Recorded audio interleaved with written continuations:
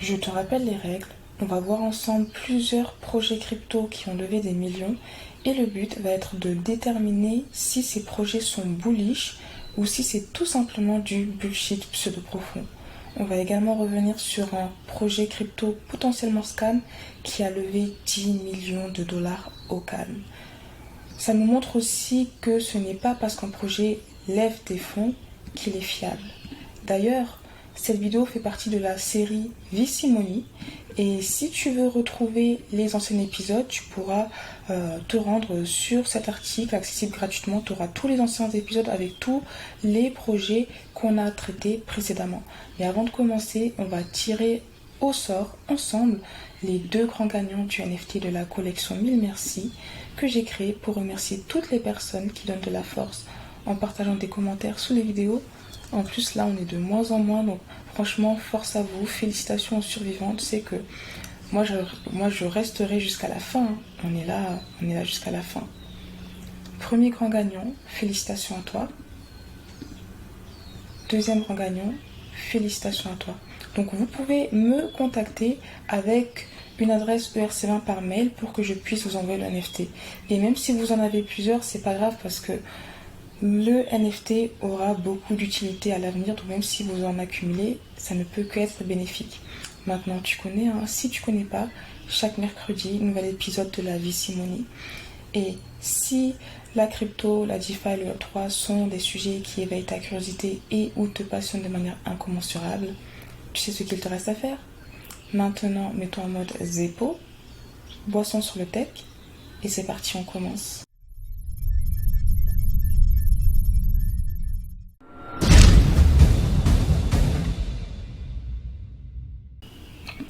On commence avec un premier braco assez timide de 3 millions de dollars.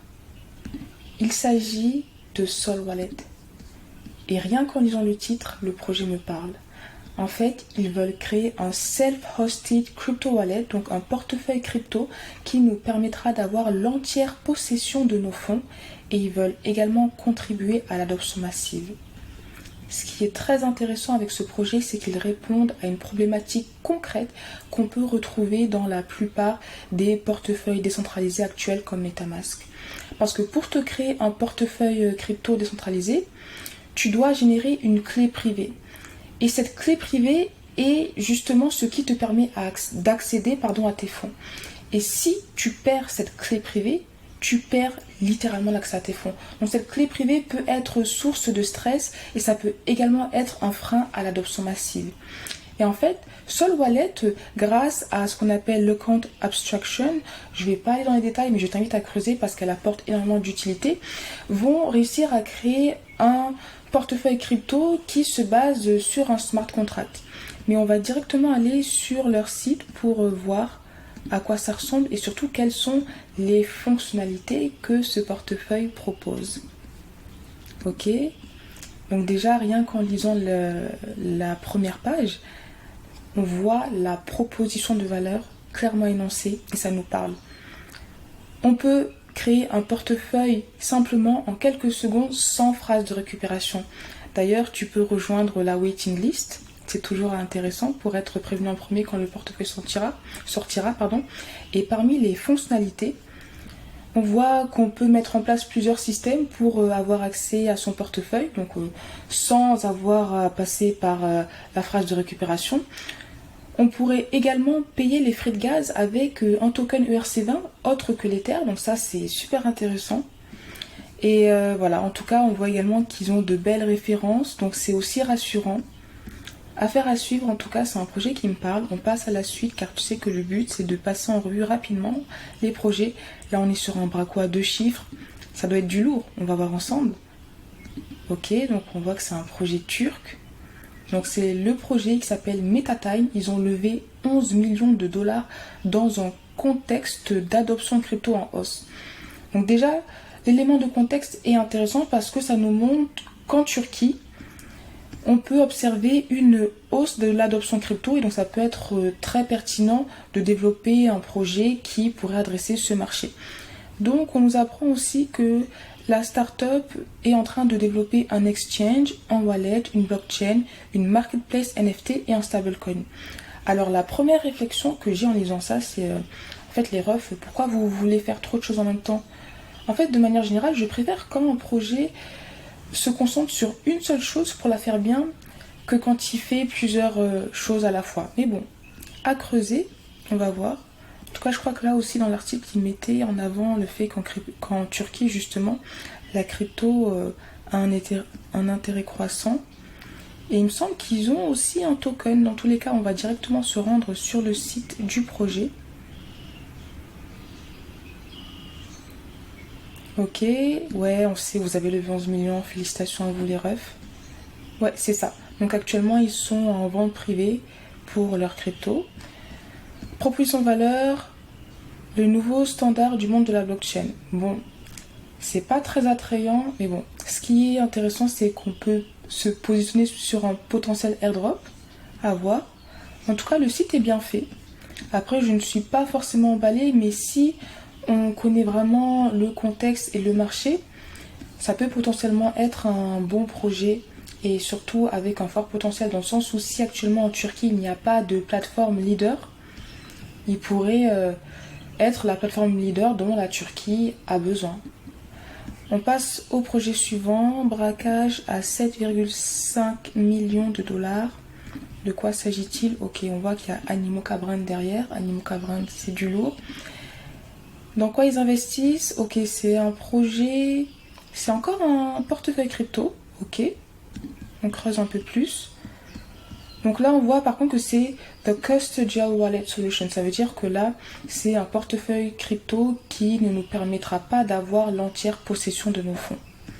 Et quand on creuse, on voit que leur proposition de valeur réside dans le fait d'avoir une solution qui garantit une sécurité au même niveau que celle des banques. Ok. À voir si on fait confiance aux banques ou pas. Ok. Ils sont aussi basés sur les NFT. Ils sont NFT centriques et aussi multi-chain. Bon, je t'avoue que je suis pas trop emballée, mais bon, on va quand même voir si le site se démarque. Peut-être qu'on aura une belle surprise.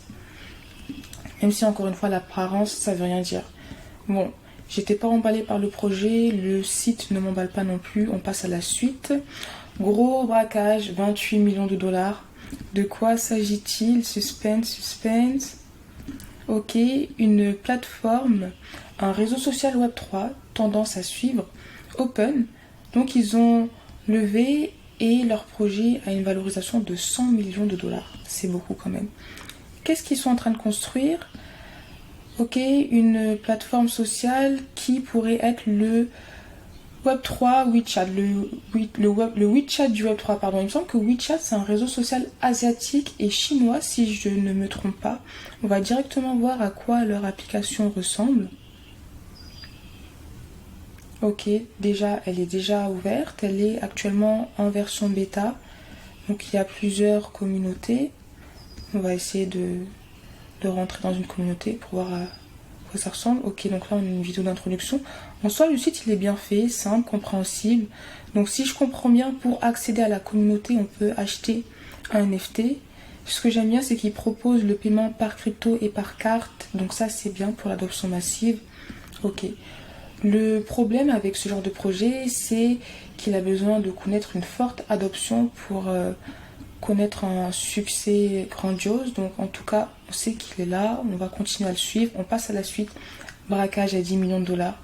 Et je pense qu'il s'agit du projet qui s'apparente à un scam. En tout cas, je te partage les éléments que j'ai trouvés et tu me diras ce que t'en penses. Rien que le titre, frérot. Le projet s'appelle CryptoGPT. On voit qu'ils veulent surfer sur la hype de ChatGPT. Et leur projet est déjà valorisé à 250 millions de dollars. C'est quand même une valorisation très élevée. Donc on voit qu'ils ont levé 10 millions auprès de DWF Labs. Frérot, retiens bien DWF Labs parce que je vais t'en reparler. Ok, donc quels sont les éléments assez pertinents de l'article? Ils avaient déjà levé 3 millions de dollars dans une levée publique. Ok, donc ils ont aussi une crypto. Là, le mainnet devrait être disponible au 3e trimestre de l'année. Ok. On va aller sur leur site. Je ne vais pas trop te spoiler, mais voilà. Faisons les choses par étapes. Déjà, rien que là. GPT, donc leur crypto s'appelle GPT, c'est une ZK Layer 2 blockchain that powers the AI revolution. Donc là, on voit qu'ils surfent sur tous les buzzwords qu'ils ont pu trouver. Est-ce que le site ressemble à quelque chose? Franchement, faut rendre à César ce qui appartient à César. Le site est bien fait, c'est pro. La proposition de valeur, la révolution IA pour des milliards d'utilisateurs. C'est assez basique. Là, ils reprennent encore tous les buzzwords. Ok. Et ce qu'on peut voir d'assez particulier, je te le dirai tout à l'heure, c'est qu'ils mettent en avant le prix. Leur crypto, pardon. Ils disent que leur crypto est disponible sur toutes ces plateformes si on veut acheter. Donc en soi, le site est bien fait, c'est pro, ça peut être rassurant, mais je voulais te partager un post Twitter que j'ai vu qui m'a interpellée, qui met en lumière plusieurs red flags reliés au projet. Et ce post a été réalisé par le fondateur de Blockworks, le média. Donc le ref a fait les recherches pour nous, il nous les partage. Franchement, si tu passes par là, merci. Et lui, il dit clairement qu'il pense que c'est un scam, il y toucherait même pas. Donc parmi les éléments troublants qu'il met en lumière, le premier. Jamila, au début, elle était listée comme CEO founder, maintenant elle est marketeur. Elle dit qu'elle aurait travaillé chez Alibaba, mais son compte LinkedIn a été créé il y a un mois, assez particulier. Deuxième élément, le CTO Dijon aurait travaillé pour Ripple, mais là aussi il pense que c'est un mensonge. Il n'a pas de présence sur LinkedIn, il n'a jamais posté. Après, tu vois, moi, le fait qu'une personne n'ait jamais posté sur LinkedIn n'est pas un red flag dans le sens où il y a des gens qui se créent un compte LinkedIn juste pour être présent sans forcément l'utiliser. On continue et là, on revient sur DWF, les personnes qui ont investi dans le projet. Mais c'est qui en fait? Alors, on va voir sur ce thread. Je vais juste te partager la partie qui m'a le plus troublée. Je te laisserai lire en détail parce que tous les liens seront dans l'article Vicimonet. Donc, DWF était inconnu au bataillon il y a 6 mois. Là, ils ont déjà investi plus de 200 millions. Assez troublant. L'autre point, on n'est pas à l'abri de nos surprises, on n'est pas au bout de nos surprises, c'est que dans la plupart des projets dans lesquels ils ont investi, le token a sous-performé. On voit vraiment qu'il a chuté à son lancement, ou en tout cas après qu'ils aient investi, à creuser. Mais ce ne sont pas forcément des signaux rassurants. Parce que certes, le projet peut être un scam, mais c'est aussi intéressant de savoir si les personnes qui investissent dans le projet sont aussi fiables ou s'apparentent à un scam. On continue avec CryptoGPT. En moins de quelques mois, ils auraient réussi à attirer 2 millions d'utilisateurs, avec une valorisation de 250 millions de dollars. Ce sont vraiment des chiffres très élevés. Et là, il nous parle encore des buzzwords sur lesquels ils jouent. On en a parlé tout à l'heure. L'autre chose, de manière générale, quand un projet crypto met en avant sa crypto, c'est aussi quelque chose qui peut être alarmant dans le sens où un projet crypto doit d'abord mettre en avant sa proposition de valeur et son utilité. Parce que là, c'est comme si ils étaient en train de nous dire, les refs, achetez la crypto, comme ça, quand le prix monte, on peut vendre pour se faire des profits sur votre dos. En tout cas, c'est comme ça que je vois la chose. Parce qu'on comprend même pas ce qu'ils veulent faire, tu vois, c'est assez flou, il n'y a que des buzzwords. Et maintenant, cerise sur le gâteau, cette personne qui est censée être l'écosystème lead semblerait être fictive. L'autre point aussi, c'est qu'il y a plusieurs influenceurs YouTube qui ont fait la promotion du projet. J'imagine qu'ils ont dû recevoir un beau billet. Mais bon, c'est pour ça qu'il faut se méfier, même des projets qui lèvent énormément et aussi des projets qui sont très fortement partagés par des influenceurs. On passe à la suite, je te laisserai me partager ton opinion sur ce projet en commentaire. J'espère me tromper, mais en tout cas, les éléments quand même sont assez troublants. Là, gros braco à 40 millions de dollars. Les refs sont chauds, De quoi s'agit-il? Ok. Il s'agit d'un autre projet relié à l'intelligence artificielle, Fetch AI. D'ailleurs, c'est un projet qu'on voit souvent mentionné quand des personnes font la liste des projets dans la narrative IA à fort potentiel. Et c'est aussi relié au fait que quand on les cherche par catégorie, dans la catégorie intelligence artificielle, Fetch fait partie des projets qui ont la plus grosse capitalisation de marché et market cap. Et on a tendance à dire que plus un projet a une market cap élevée, plus il peut sembler être rassurant. Mais comme dans toute règle, il y a toujours des contre-exemples et il semblerait que Fetch.ai puisse être un contre-exemple. Je ne sais pas, je te partage encore une fois mes réflexions. La première, c'est que là, on voit aussi que l'investisseur derrière, c'est DWF Labs. À toi de me dire ce que tu en penses. Donc eux, ils ont levé 40 millions pour déployer un machine learning décentralisé. Ok, après avoir surfé sur l'IA, on surfe sur le machine learning. Bon, on va directement aller sur le site du projet. Là, tu vois, dans l'article, il nous parle aussi de l'IA, de DALL-E, de projets reliés à l'IA pour un peu mettre en lumière la hype. Et c'est vrai quand même que Fetch a fait un partenariat avec un géant, quand même, Bosch, un géant de l'industrie technologique. Bon, on va aller sur le site parce que là aussi, il y a des choses qui sont assez troublantes. Il y avait même un ref du Club Alpha qui m'en avait parlé. Je te partage les éléments, tu me dis ce que tu en penses. Encore une fois, j'espère me tromper, mais on va aller dans la catégorie écosystème qui est censée référencer tous les projets, en tout cas une sélection de projets qui se basent sur la technologie développée par Fetch. Donc le premier, Colearn, on va voir à quoi le site ressemble. Un site assez simple. Et ce que j'ai trouvé assez inquiétant, c'est qu'il n'y a même pas de lien vers les réseaux sociaux. Et littéralement, on dirait que c'est un site qui a été réalisé sur WordPress en 1 heure par un stagiaire. Bon, après c'est le premier, on passe à l'autre. Axim, powered by Fetch.ai. À peu près le même délire, tu vois. À peu près le même délire. Ils mettent plein de buzzwords pour que les gens puissent kiffer et se dire waouh, c'est du lourd, je comprends rien, mais c'est du lourd, j'investis. Parce que malheureusement, il y a des gens qui agissent comme ça. Ok, bon, on va voir un autre projet. Donc, en fait, j'ai l'impression qu'ils ont eux-mêmes créé ces sites pour créer un semblant d'écosystème qui est en fait inexistant. Là, on surfe sur la tendance de la tokenisation des actifs du monde réel pour la finance décentralisée. Il y a même un blog, il y a même un schéma, tu vois, pour...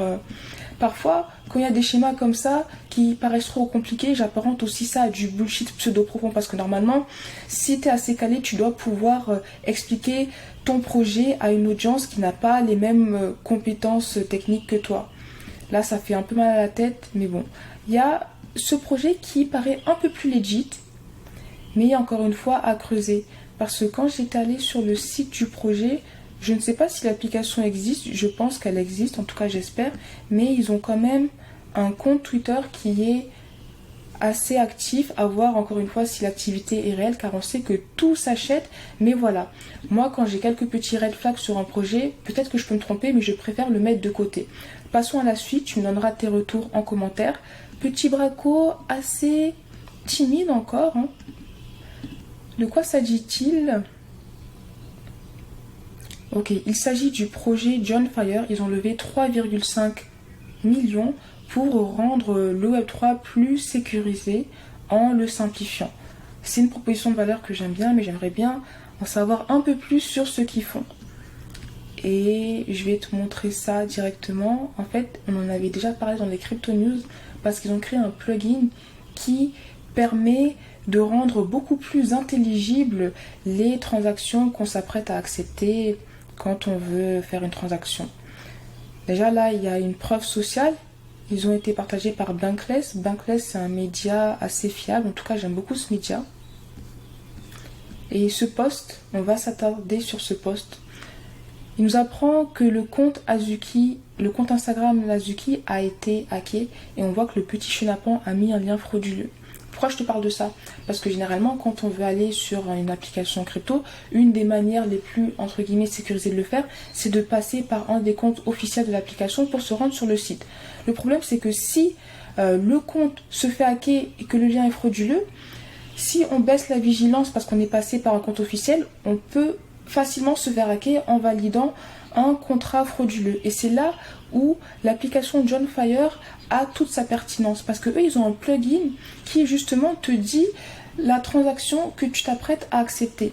Donc même la proposition de valeur, on vous montre ce qui est en train de se passer avant que vous signiez. Et là, on peut voir qu'on s'apprête à signer une transaction qui va envoyer notre NFT vers un autre portefeuille.